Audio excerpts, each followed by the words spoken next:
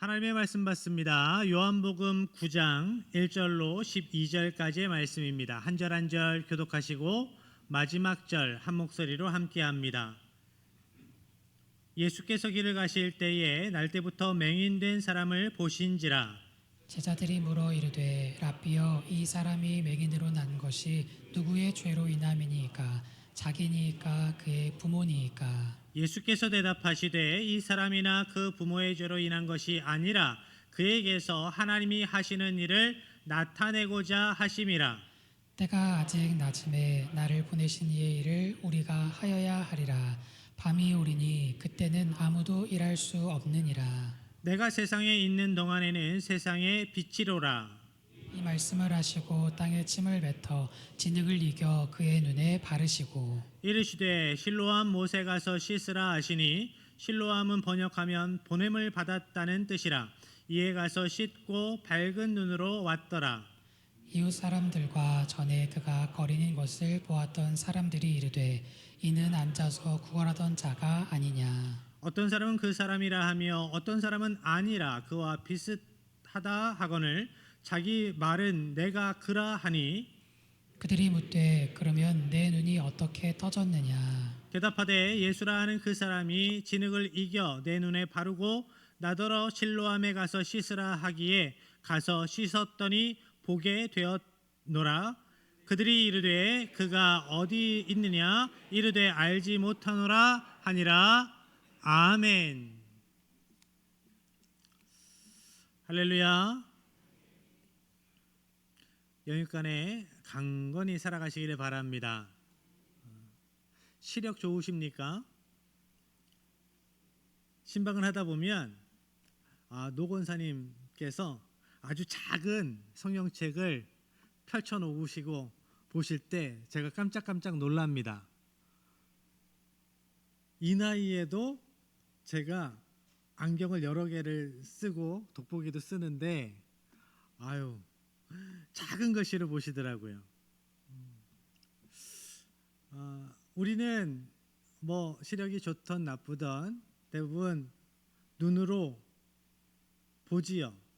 눈으로 보고 상황을 판단하고 분별하고 그렇게 살아갑니다.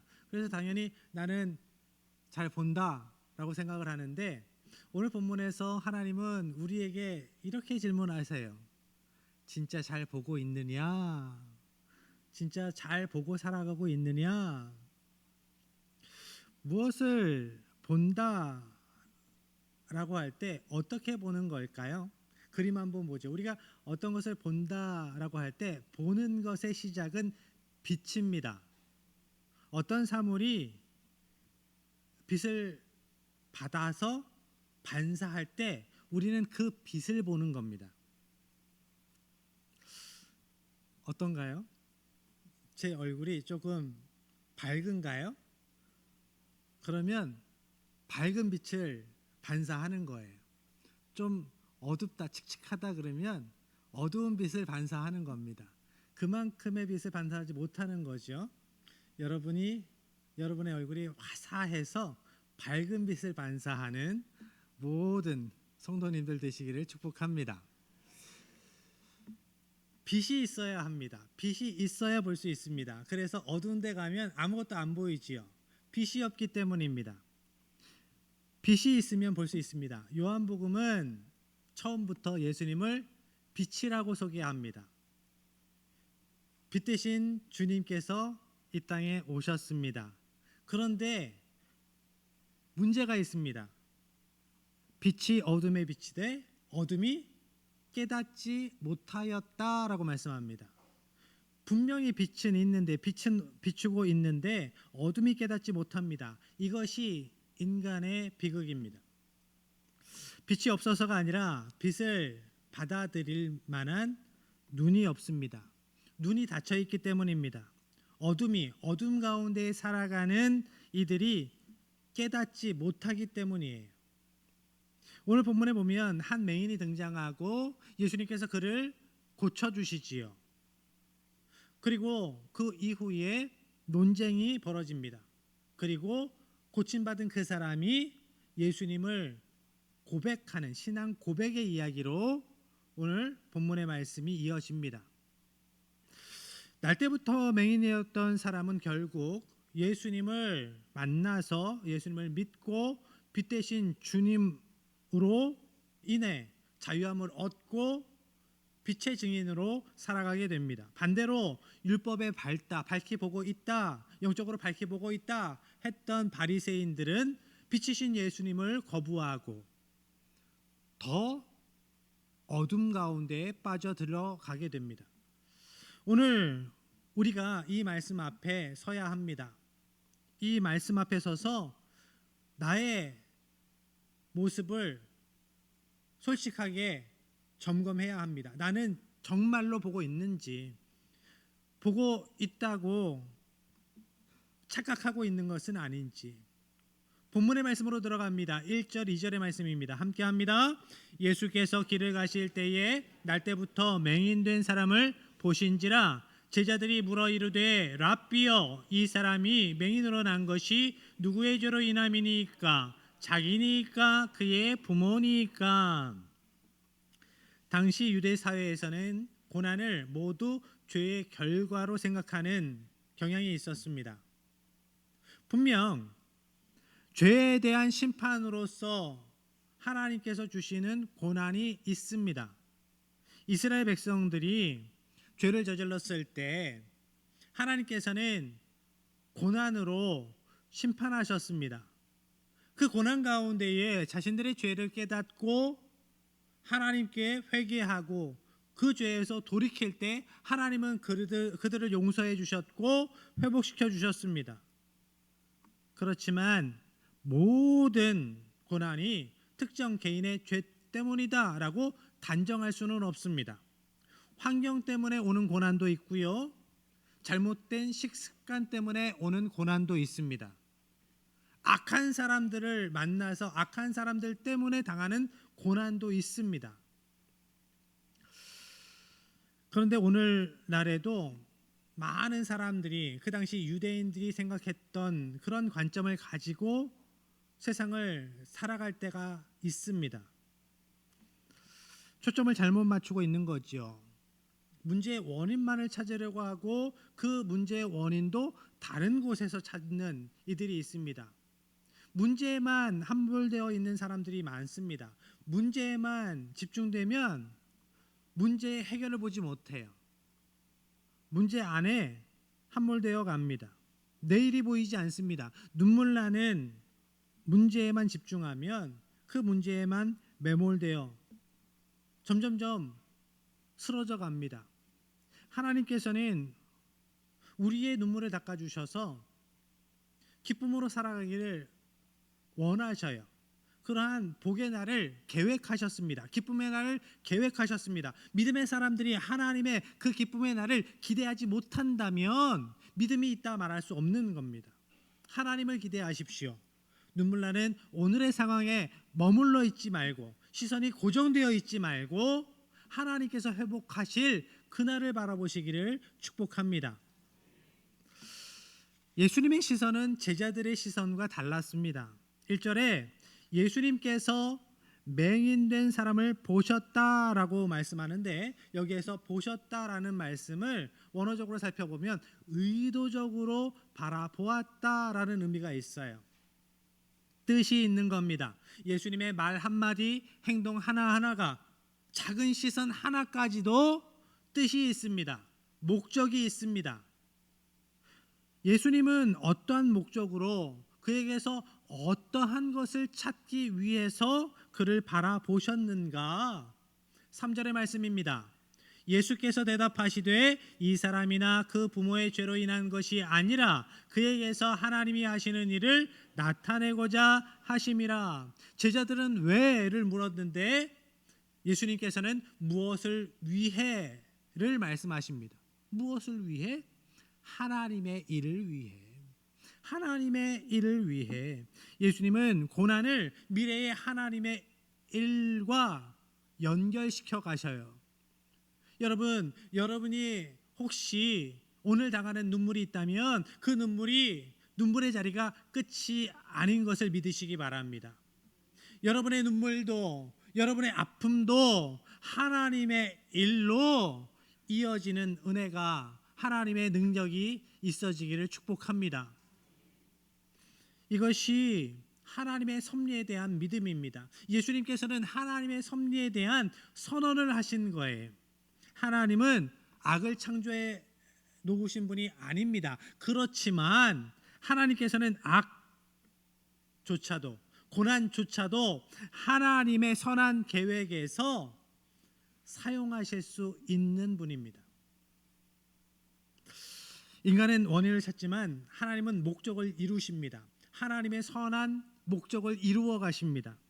이것이 믿음의 시각입니다. 우리의 삶 가운데에도 이해되지 않는 많은 일들이 있습니다.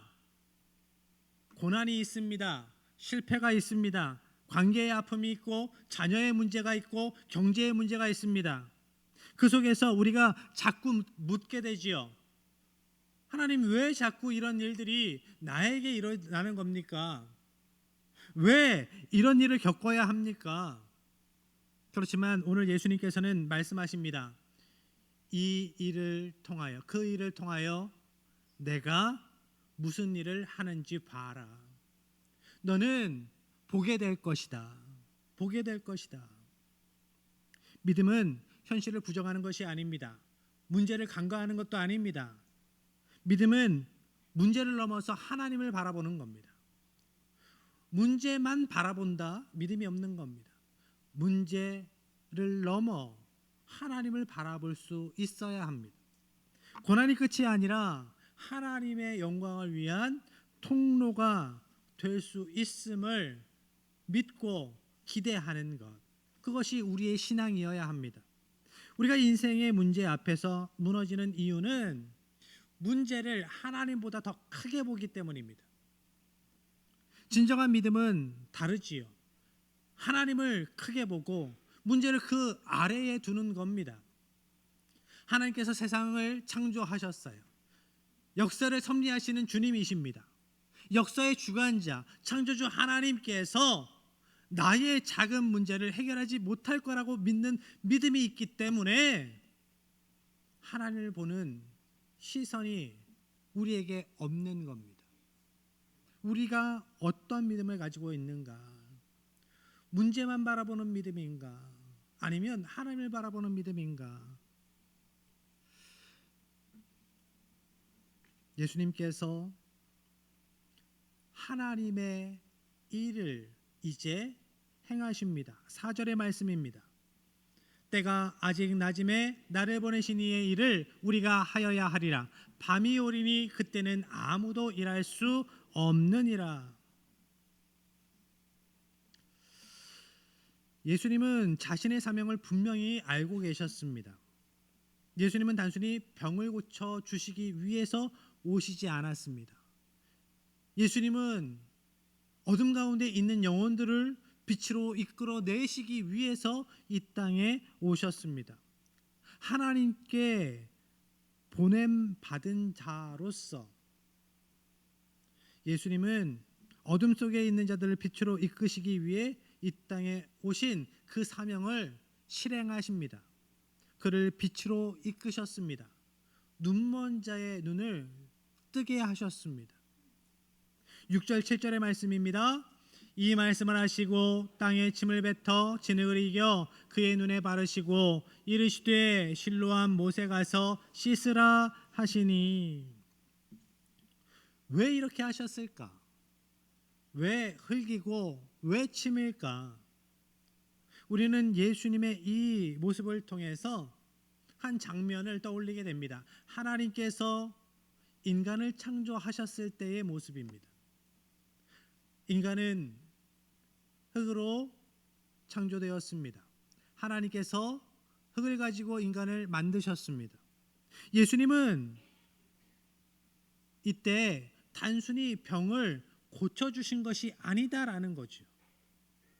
날 때부터 보지 못했던 눈을 새롭게 창조하신 겁니다. 창조주로서의 창조 사역을 하고 계시는 겁니다. 요한복음은 만물이 그로 말미암아 지은 바 되었나니라고 말씀하면서 시작됩니다. 만물이 그로 말미암아 창조되었나니 그가 누구입니까? 예수님이에요. 예수님을 증거할 때에 예수님은 창조주시다라고 선언하고 시작을 합니다. 그 예수님께서 창조 사역을 하시는 겁니다. 창조주만이 하실 수 있는 일을 지금 하고 계시는 거예요. 고장난 부품을 고쳐서 끼우는 것이 아니라 새롭게 만들어내시는 겁니다. 예수님은 실로암 못에 가서 씻으라 하십니다.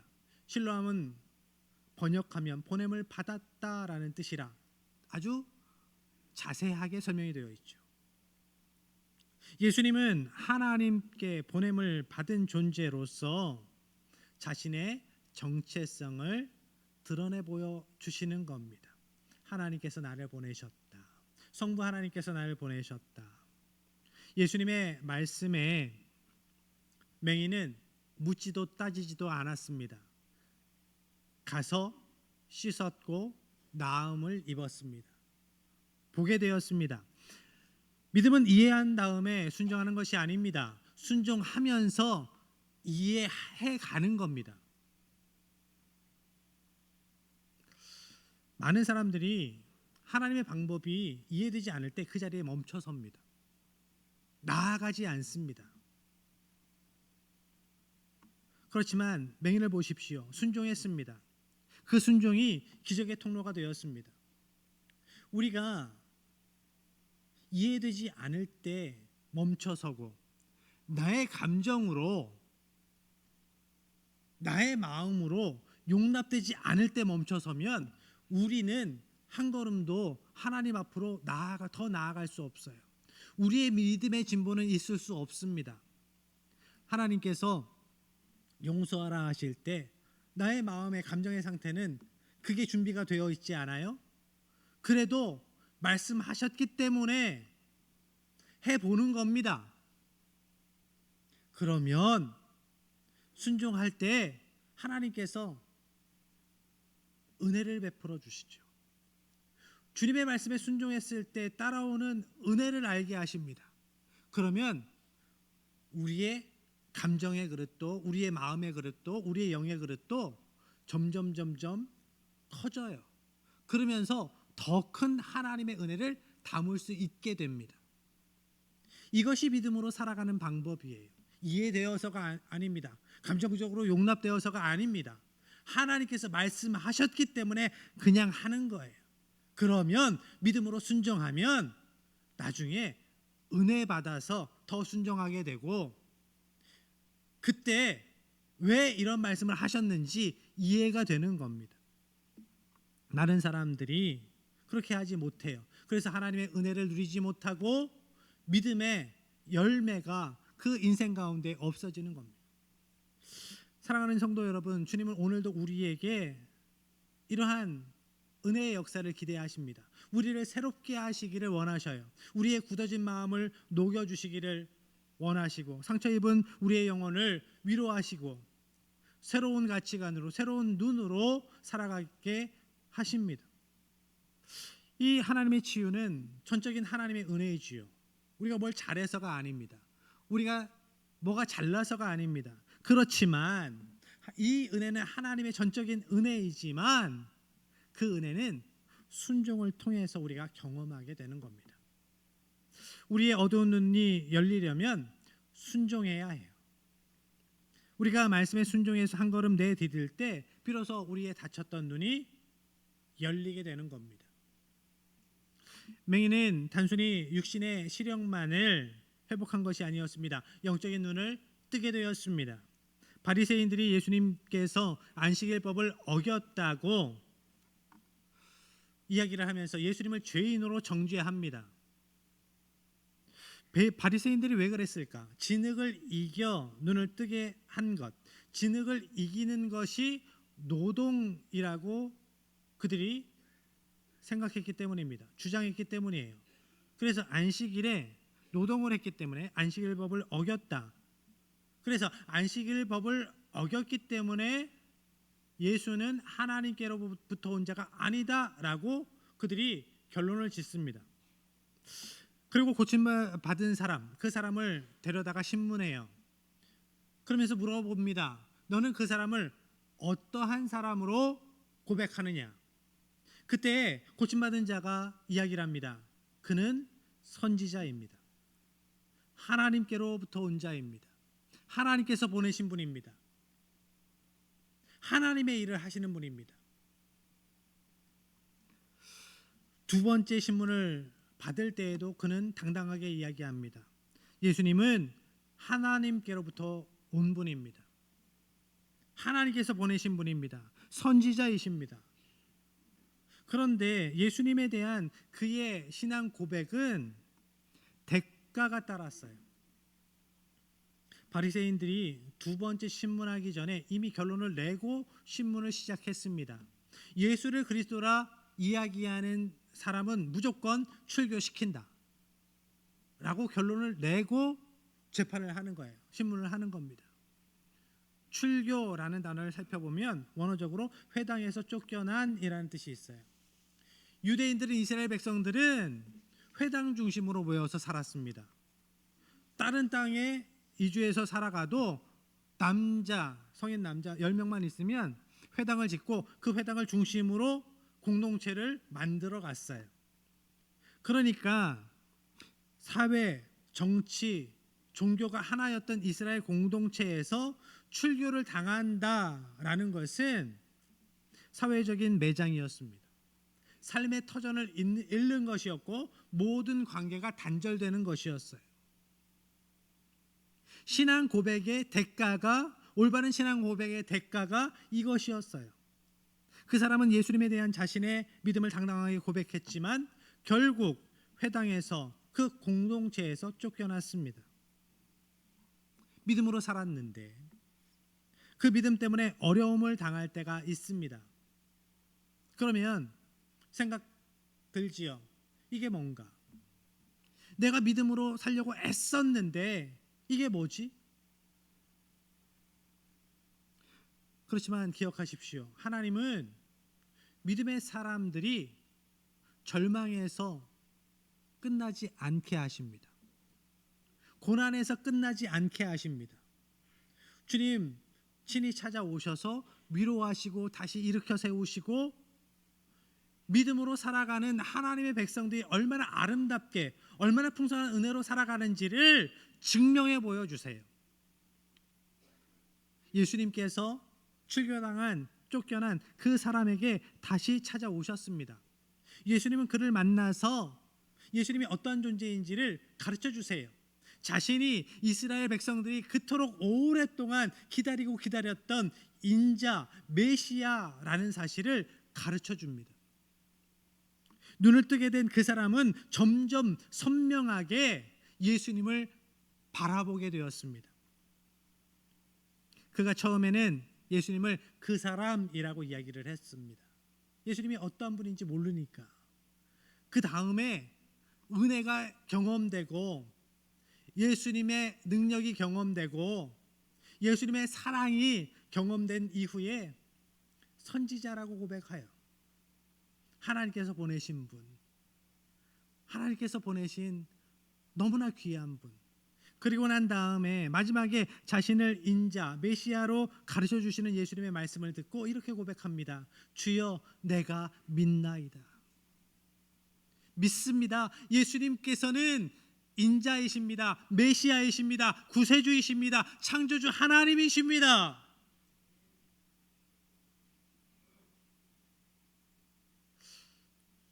예수님의 치유의 능력을 경험한 그 사람은 점점 더 영의 눈을 떠가게 되었습니다. 예수님을 더욱 선명하게 보게 되었습니다. 예수님이 어떠한 분인지 더 구체적으로 분명하게 알게 되었습니다. 그래서 이제 그는 예수님의 증인으로 살아갑니다. 빛 대신 예수님의 증인으로 살아갑니다. 그 사람 존재 자체가 예수님께서 이 땅에 빛으로 오셨다라는 증거가 됩니다. 사랑하는 성도 여러분, 여러분의 삶이, 여러분의 존재 자체가 빛 대신 주님의 증거 되기를 축복합니다. 여러분을 볼 때, 여러분의 삶을 볼 때 하나님의 은혜가 보여지고 증거되기를 축복합니다. 신앙은 여기까지 나아가야 합니다. 단순히 문제 해결 받았다, 복 받았다, 만사형통, 오케이, 여기에서 끝. 그것이 되어서는 안 됩니다. 이러한 모습이 되어서는 안 돼요. 하나님의 은혜 받았으면, 예수님을 만났으면, 우리가 하나님의 자녀 되었으면 하나님의 증인이 되어야 합니다. 예수님의 증인이 되어야 합니다. 참된 예배자로 살아가야 하고 증거자로 살아가야 합니다. 우리는 무엇을 말하며 살아가고 있는가? 무엇을 증거하며 살아가고 있는가? 맹인은 담대히 말했습니다. 나는 안다. 예수님은 메시아이시다. 하나님께서 보내신 선지자이시다. 내가 보지 못했는데 이제는 분명하게 본다. 여러분은 어떠한 증거로 살아가시겠습니까? 내가 하나님의 자녀 되었다. 하나님의 은혜로 살아간다. 하나님의 은혜에 대한, 예수님의 크신 사랑에 대한 간증으로 살아가시길 바랍니다. 여러분의 삶이 하나님의 은혜, 하나님의 사랑에 대한, 예수님 십자가의 사랑에 대한 증거가 되기를 주님의 이름으로 간절히 축복합니다.